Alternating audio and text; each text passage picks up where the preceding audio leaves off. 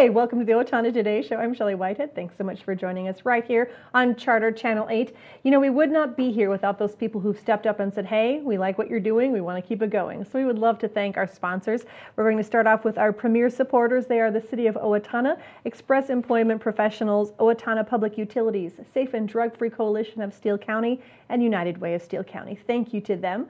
Also, thank you to our primary supporters, Amy Swain Hearing Centers and Little Theater of Owatonna. And we could not do this without our interlude supporters. They are Abraham Consulting Technologies, Bremer Bank, Brenda Bednar Mortgage Office, Glenn Meager and Tim Thomas of the Brick Meager Funeral Home and Medford Funeral Home, Brookdale Senior Living, Clare Bridge and Sterling House, Carlson Branstad and Company CPAs, ERA Gillespie Real Estate, Fairview Animal Medical Center, Horizon Eye Care Professionals, Clancher & Son Landscaping and Concrete, Napa Auto Service, Owatonna Business Incubator, Owatonna Foundation, Profinium Financial, R&K Electric, Snap Fitness, Steele County Historical Society, Steele County Transitional Housing, the Third Hand Incorporated Video Productions, and TPS Insurance.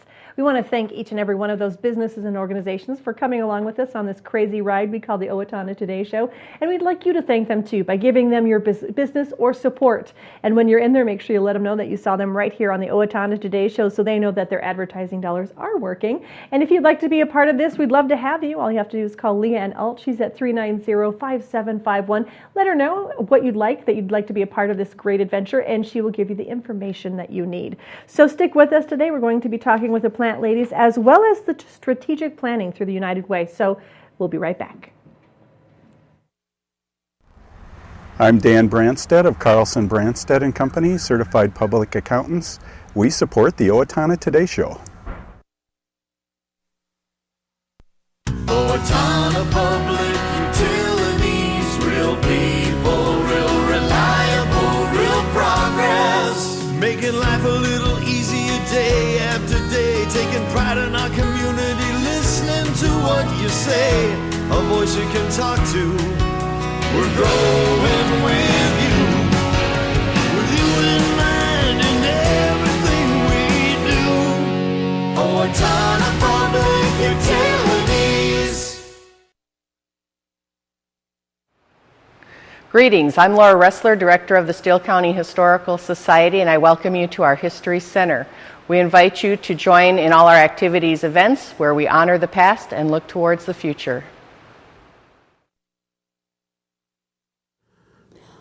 Hi, I'm Lynn Andrews, and I play Dorothy Quimby.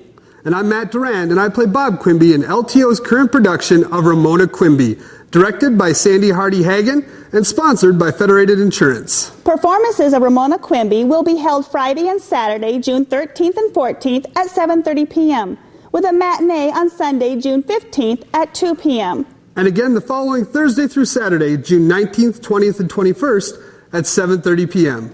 Tickets are available at the LTO box office by calling 451-0764. Don't miss LTO's production of Ramona Quimby. And we are back with the Owatonna Today Show. In studio, we do have Tanya Paley and Stan Groff. Hi. Hello. How's everybody today? Good. It's a great Friday. I know. Here we are, ready for a great weekend. Well, we're gonna. What I love to do is I'll always start with a quick introduction, so our audience knows who you are and why we should listen to you. So we'll start with you. Sure. Well, I have a relatively new position with the United Way. I'm no longer the project coordinator for the Safe and Drug-Free Coalition. Instead, I am the project coordinator for the strategic plan for the United Way. And this is a brand new position they created as a result of all of the work we've done over the past year in talking to Steele County. Yes, so this is a grant-funded position. It's paid for out of the Bremer grant that the United Way received, as well as a Bush Foundation grant. Okay. And so we are moving from the phase of collecting information and listening, although of course we're always listening, to starting to figure out what do we do with all of the information that we got last year. Okay. So that's what we're here to talk about today. Well, and then we'll let you introduce yourself. Yeah, again, I'm Stan Groff. I've been on the United Way board for quite a while now, and more recently have been on the planning committee for the Bremer grant. Mm-hmm.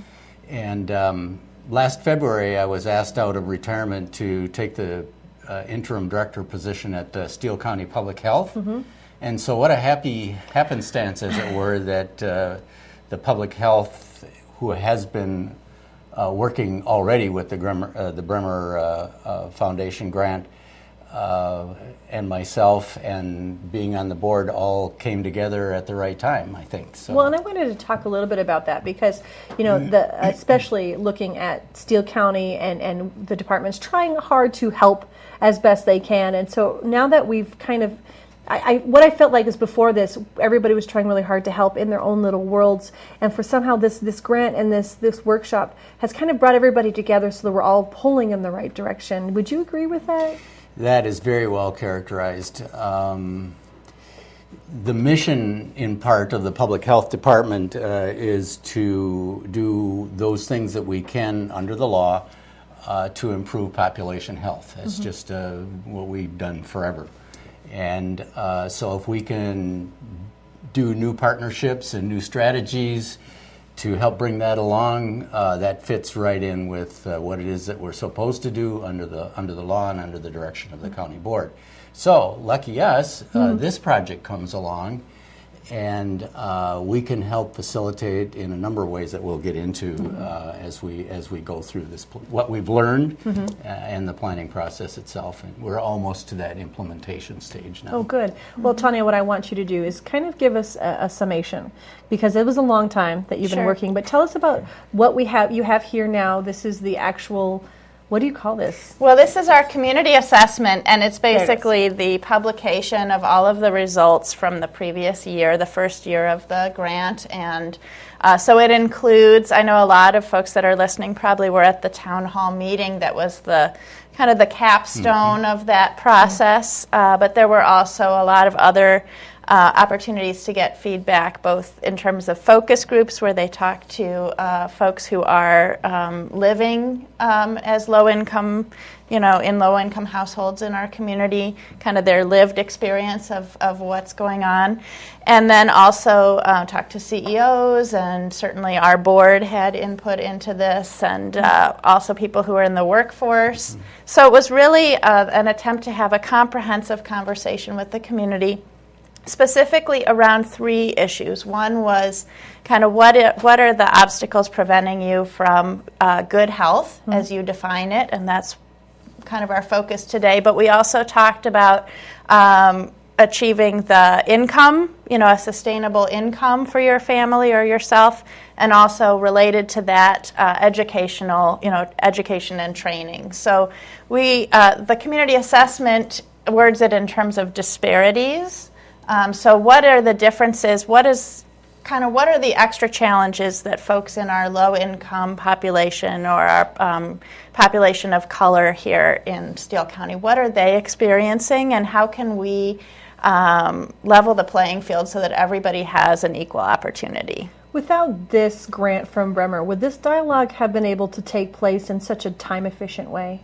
Oh, I don't think so. No, there was first of all, it was very resource dependent. It took a lot of staff time. It took a lot of consultant time. I know Evelina our executive director for United Way, has talked before about rainbow research. So it's not just us, but we actually contracted out to a group in the cities who did a lot of the processing and helped us come up with the assessment. So yeah, I don't think we would be able to.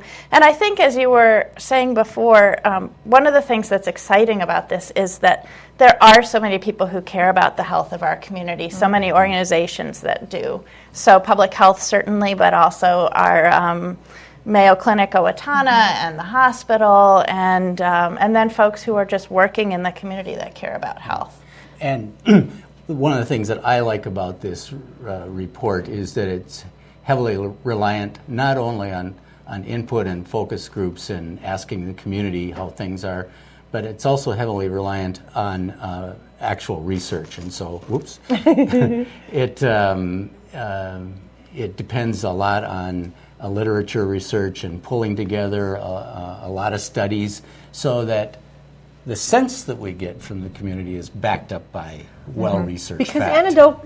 Anecdotal evidence is one thing. Yep. But to be able to have that research behind it, especially I think as a governmental agency. I think for you, that to be able to back that up with facts is an important thing. Exactly. And so as we move forward, we've got a concrete idea now of some of the disparities, some of the issues that might be facing us here in Steele County, specific to Steele County. Yes. So as the department looks forward, what are some things that we might see you doing to help kind of alleviate those or work with other agencies to make things a little bit better for our area? Well, I don't want to duck the question, but there is a caveat, and that is we're in that phase now of discussions about what it is that we're going to do. Okay. And so I don't want to sort of pre-guess the outcome of that little phase. Yep. But I can tell you that currently we operate some programs that will naturally fit with this. For example, our SAIL program. It's an acronym for something that I can't even pronounce, but what it does is it focuses on weight and nutrition as well as tobacco consumption and related activities. So that's a state-funded, already in place thing that we can, meld right in with this effort. And then we run another program, our biggest caseload by far, over 1,100 families in Steele County, called WIC, Women's, Infants, and Children. I do remember that acronym. And its focus is getting healthy nutrition to young families. There's an age range of the children, it's very young. And so that and some other things that we do like child following, family following of newborns and such, all fit together in what I think will kind of come out of this process. And do you think that maybe because there are now more organizations involved, perhaps people who may not have known that those processes were there now will see them because, United Way, maybe they worked with United Way, but they really didn't know what the state had to offer. Is this going to open more avenues for people, do you think, because of this working together, this partnership? Without a doubt. It is just so true. Try as we will. Every one of us, whether no matter what we do, we are all in our little silos, you know? Yes. And so to the extent that we can do this kind of cross communication and awareness building, it's all to the good. So Stan, if people are interested, they've heard about this, they want more information, how can they get hold of you or find out, in the future, what kind of processes you've decided to bring on board? Well, at Public Health, for as long as I am there, they can just contact me or members of the staff there at Public Health at Steele County. Okay. And certainly you might want to talk about the United Way part of it. Right. So this community assessment is available to anyone who wishes to have it and read it. That would be one thing. So certainly 455-1180 ICR contact information is up. Feel free to contact us. And if you have ideas about implementation and how we can get access to healthy food. Stan talked a lot about nutrition. That's also something we're talking about as part of our grant. Thank you so much for your time today. Really do appreciate you both being here and all the hard work that you've put into this, and will continue. We're excited to see where this goes. Thanks, Shelley. We'll be right back. Please stay with us.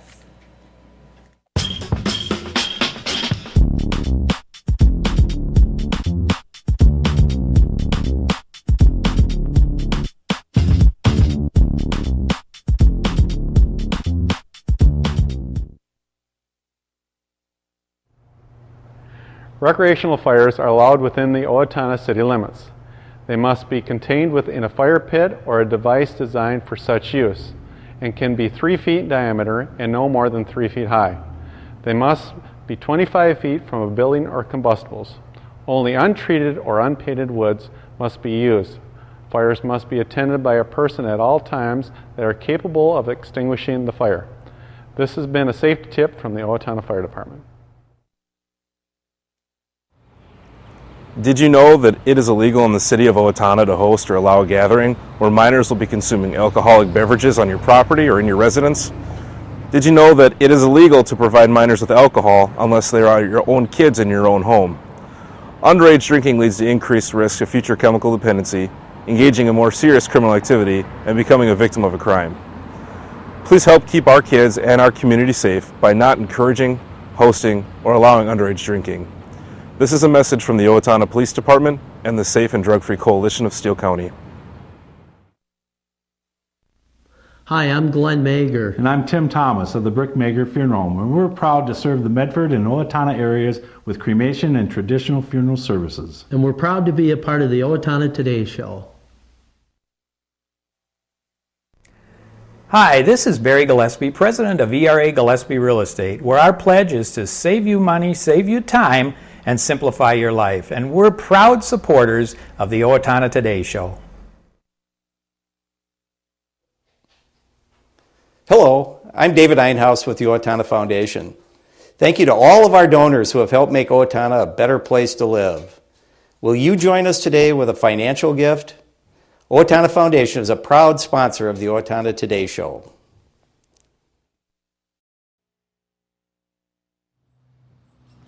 And we are back with the Owatonna Today Show. We are in the middle of a no rain zone, so we're really excited about that this week. But we're also here to talk about pests, and we don't mean your neighbor who annoys you. We're talking about the little tiny neighbors who decided to come along and make your life a havoc. But first, we're going to let our wonderful plant ladies introduce themselves. We'll start with you. Good morning. I'm Lorrie Rugg. Welcome to this rainy day. Exactly. Hi, I'm Verna Thiede, and I'm happy to be here. Sort of dry this morning.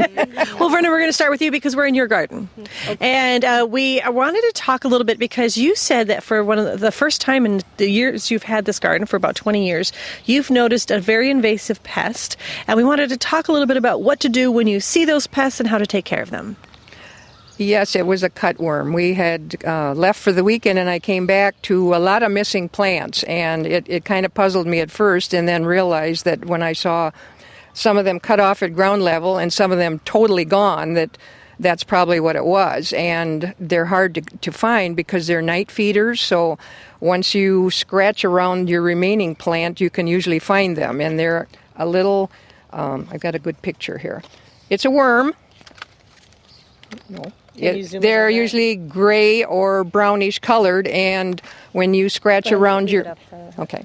When you scratch around your, I'm sorry, I've got all kinds of stuff here.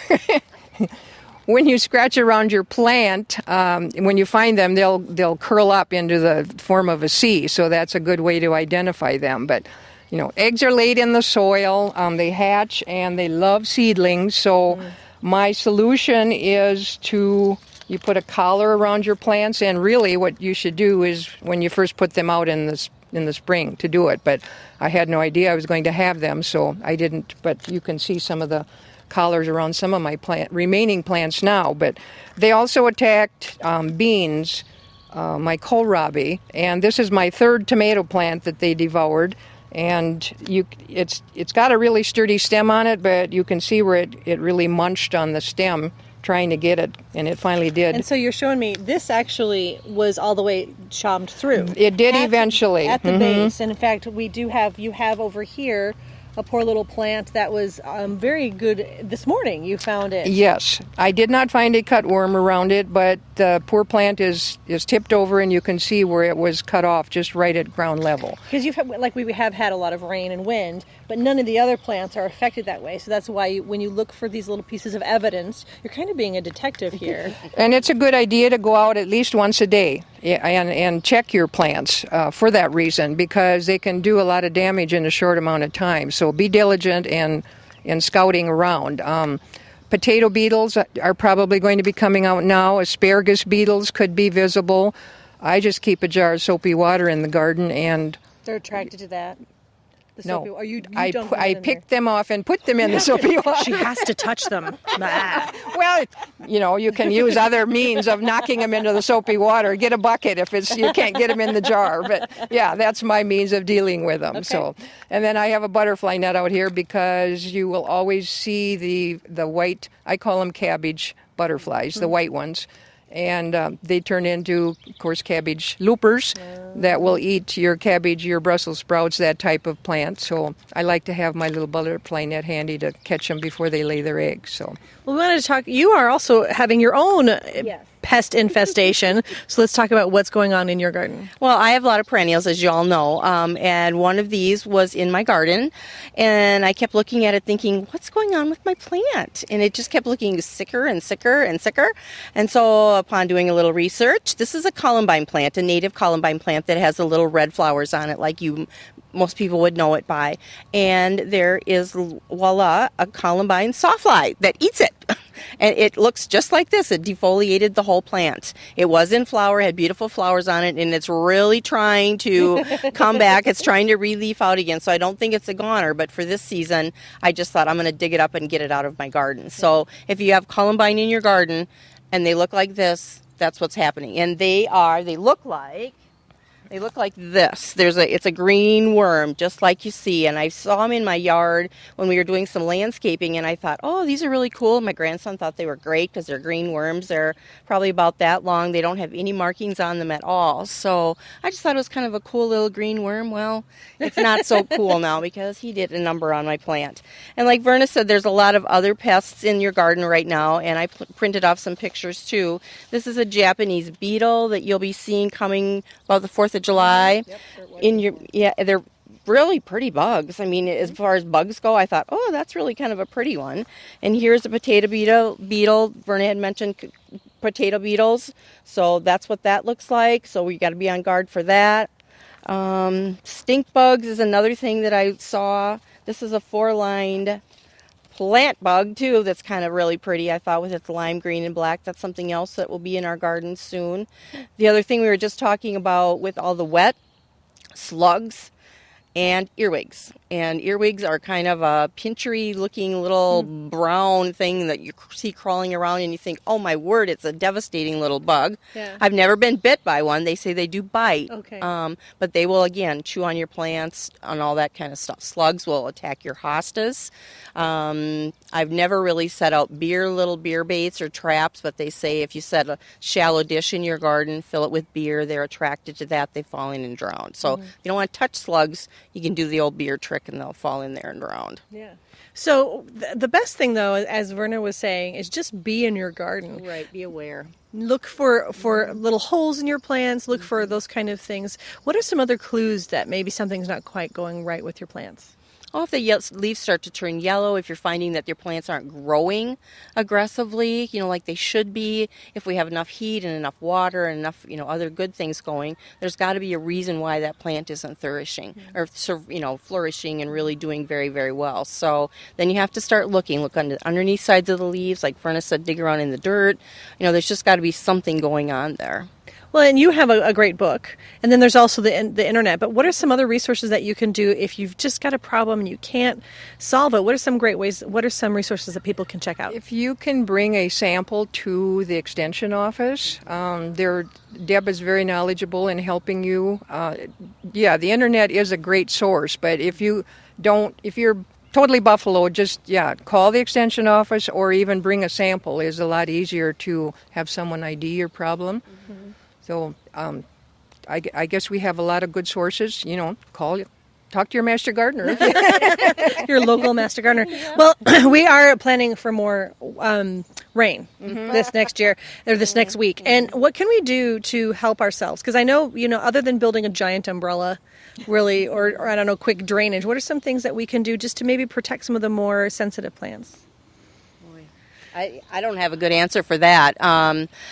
Just make sure, I've got some potted things that don't have drainage holes and have water sitting in them. So I'm going to have to go home and transplant them out of that wet soil and get them into dry soil and move them away from where I had them. So you just have to, if you have pots or containers, you want to make sure they have drainage holes in them, because if there's a lot of soggy water, soil in there, your plants are going to croak. Okay. They're just going to rot. Yeah. In the garden, there's really not much we can do, if you have some mulch or, too much mulch, maybe move mulch away, make sure that it can start to dry out a little bit as we do get some non-rainy periods in the next few days. I don't know how many of them we're going to have, but those are just some suggestions that I can think of. I've got new grass seed that's struggling to come up. The rain has washed the soil away, so I'm probably going to reseed, but Who knew we were going to have this? No, we didn't. Farmer's Almanac didn't. Taller plants, maybe give them some support if you need to. Because of the pounding rain and even some of the winds we've had, you're going to have possibly leaning plants and the chance of them breaking off. So give them a little support if you need to, a stake or a hoop or something of that nature too. So, well, and you guys, you were showing me the little cup that you have. It doesn't have to be something expensive. I see you have Culver's cups, so just kind of so look for things around the house. You don't have to go to the garden center. You can probably find something around the home. Just, I guess, the drainage would be the big important thing right now, as Lorrie said, because we definitely need some sunshine to kind of help pull some of that moisture out. So. Yeah. Try to do whatever you can to keep your soil drained. Good. Well, I'm so glad that we got to come out here in your beautiful garden. Thank you for having us. And thank you for your knowledge, and kind of just take what they say in mind and make sure you ask somebody if you have questions. Don't just hope for the best, because those bugs will get you. Mm-hmm. All right, we'll be right back. Please stay with us.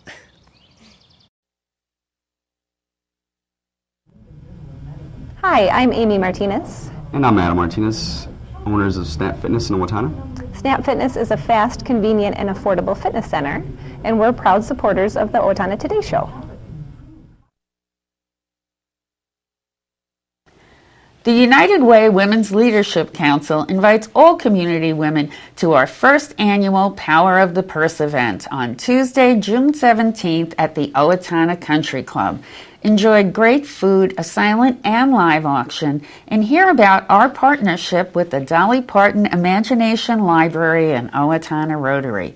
We plan to mail every child in our community a free book every month from birth to age 5. The Dolly Parton Foundation pays for all of the books. 100% of our proceeds will pay for the postage. Hello, I'm Sean McNulty. And I'm Deb Gillard with Brookdale Senior Living, Sterling House, and Clarebridge of Owatonna. And we are a proud sponsor of the Owatonna Today Show. And it's time for a look at some of your community service announcements. It's a big summer at the Owatonna Arts Center, and they're hosting their easel exhibition, Experience Art in Southeastern Libraries, starting June 19th, showcasing original artworks by regional artists. This exhibition revolves around each artist's interpretation of the theme of books, a letter or letters, reading authors, or the library. Steele County artists represented in this exhibition are Kay Ning Doffenbach, Sandy Denise, and Judy Surson. The exhibition, sponsored by the Southeastern Minnesota and SEMVAC, it will be traveling throughout the region throughout the summer, so make sure you check that out. And the Owatonna Arts Center will host a concert with B. Vandemark Isaac on Sunday, June 22nd at 2 p.m. in the Performing Arts Hall. The public is invited. The program will feature the works of 4 famous Russian composers, Tchaikovsky, Rachmaninoff, Prokofiev, and Shostakovich. The Riverbend Nature Center is having a new event called Evening on the Prairie, and it will take place at the Riverbend Nature Center on Thursday the 26th.